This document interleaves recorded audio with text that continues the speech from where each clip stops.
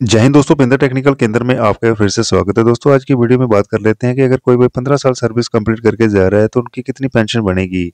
जैसा कि दोस्तों आप जानते हैं कि भारतीय सेना में जेसीओ और रैंक के लिए दोस्तों जो मिनिमम पेंशनेबल सर्विस है वो 15 साल है।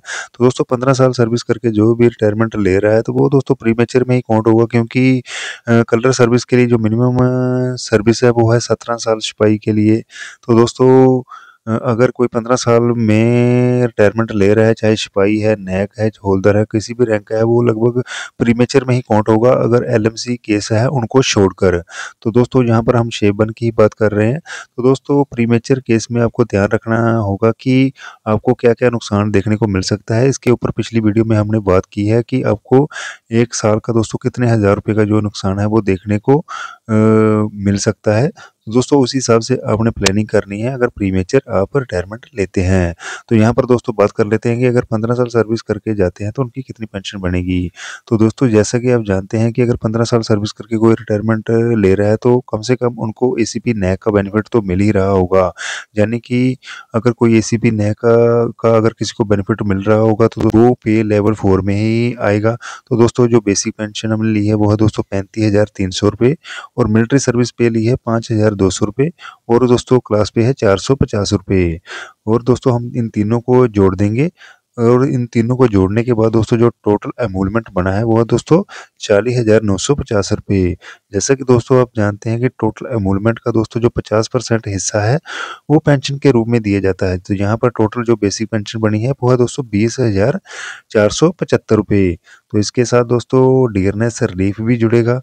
तो दोस्तों डीए डीआर जैसा कि अभी जानते हैं कि 58% की घोषणाएं हो चुकी हैं, जल्दी दोस्तों इसके जो मिलने की संभावना है वो बन रही है। तो यहाँ पर हम 58% के हिसाब से ही कैलकुलेशन करेंगे। तो दोस्तों 20,475 का जो 58% है वो है दोस्तों 11,875 रुपये। तो दोस्तों 20,475 प्लस 11,875 दोनों को दोस्तों प्लस कर देंगे तो दोस्तों जो टोटल पेंशन बनी है वो है दोस्तों 32,350 रुपये। तो दोस्तों कुछ भाइयों की ये भी प्लानिंग होती है कि रिटायरमेंट का कुछ जो पैसा है वो पोस्ट ऑफिस की एमआईएस स्कीम में हम इन्वेस्ट करेंगे। तो दोस्तों 15 लाख तक आप मैक्सिमम इन्वेस्ट कर सकते हैं जॉइंट अकाउंट में। तो दोस्तों 15 लाख रुपए हर किसी के लिए दोस्तों इन्वेस्ट करना बहुत ही मुश्किल है, इसलिए दोस्तों हम मिनिमम 9 लाख रुपए लेके चलेंगे।